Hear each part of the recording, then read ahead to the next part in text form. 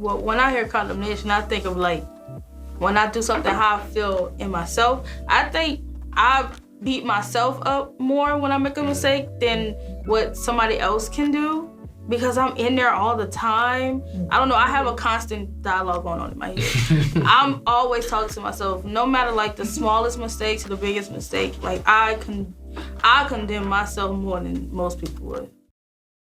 And the pride thing can get in the way at times. For sure. Like, well, I don't feel like, they ain't got nothing to do with y'all, whatever like that. But, everybody go through their own battles and Right. stuff. And what I said earlier, like sometimes we get so focused on like people, trying to condemn us, and which none of them really can condemn us, but we feel like they can because there's people who've known us our whole lives or who hold us to a certain pedestal, and when we fall short, they try to condemn us. Even if it's not purposeful, they still do it, and so it kind of can hurt you in your own like walk with condemnation because you're like, man, now I really don't feel bad because y'all kind of talking crazy to me about it. Now I really don't feel bad because I'm already prideful in it. So I guess it kind of just, when you get that, like Mariah said, when you get that alone time with God and just be honest with yourself, be honest with Him. I mean, it's not as bad as you think it is. You're gonna have your consequences, but as long as you believe that you're good with God, you gotta walk through them. When I hear condemnation, I think of like when I do something how I feel in myself. I think I beat myself up more when I make a mistake than what somebody else can do because I'm in there all the time. I don't know, I have a constant dialogue going on in my head. I'm always talking to myself, no matter like the smallest mistake to the biggest mistake. Like I condemn myself more than most people would. And it's like you gotta remember, like God forgive you. Like He not mad at you no more once you repent, but it's like you got that little. Yeah, right. She always talking all the time. She talking right now. College experience. I know Shanice talked about it. I didn't even think I went out there for that. I was doing me. That's why I went out there to do me. Right. Like I'm away. I'm not in the house. So I can do me. And it was feeling good at the moment. It was like, oh, well, I get to do my own thing. It's me and it was, all three of us was going to school at the time. And me and Shanice was sharing. And it was like, oh, girl, we can go at like 2 o'clock in the morning. Let's go around. It was for the dumbest stuff, like to go get McDonald's or something. Just so we could.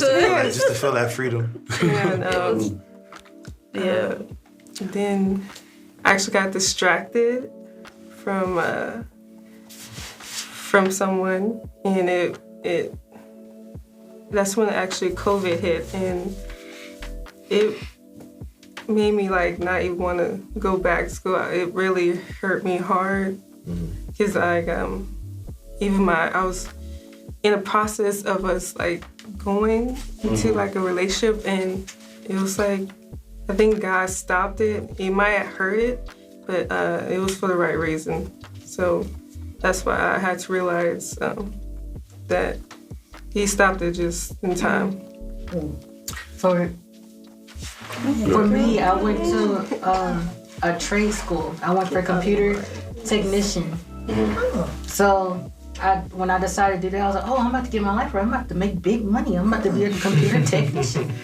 So when I was failing though, because I had a distraction. I'm like the guy in that class. And I was distracted by, oh, he's not here, where is he? And I was texting him like, where are you? Are you coming today? I was worried about more of him than I was my schoolwork. And then we had to order this big book online, and I wasn't understanding what I was reading either.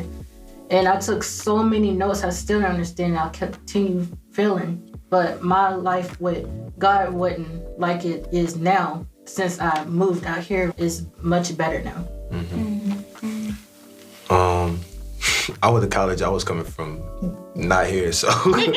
But I still, I had a strenuous relationship with the parent I was staying with when I was in high school. So, I mean, I was getting into stuff at high school, but I was like sneaking to do everything that I was doing because my mom was like, "Where you at 24/7?" And she didn't let me go a lot of places to keep me out because New Orleans is a dangerous place.